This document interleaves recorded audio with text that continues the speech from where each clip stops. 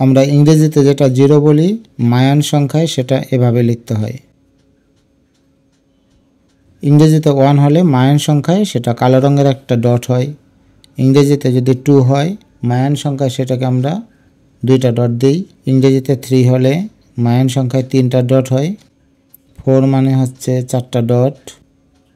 5 মানে হচ্ছে একটা এরকম দাগ, এই দাগ মানে হচ্ছে 5। আবার 6 লিখলে এই দাগ মানে হচ্ছে 5, তার উপরে একটা ডট। একইভাবে 7 হলে দাগের উপরে 2টা ডট, এই দাগটা মানে হচ্ছে 5 আর 2টা ডট মানে 2, তার মানে এটা হচ্ছে 7।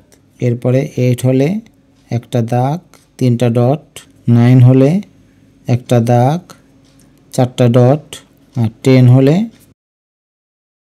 একটা দাগ মানে 5 আর একটা দাগ মানে 5, 2টা 5 মানে 10।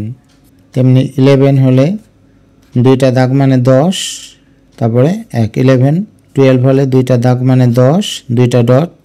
এভাবে যদি আমরা 15 লিখি, যেহেতু একটা দাগ মানে 5, 2টা দাগ মানে 10 এবং 3টা দাগ মানে 15। এভাবে যদি 16 লিখি তাহলে 3টা দাগ দিয়ে উপরে একটা ডট দিলে এটা 16 হয়ে যাবে। আর 20 লিখতে হবে, এই যে 0 লিখছি এটাকে লিখতে হবে, তার উপর একটা ডট দিলে এটা 20।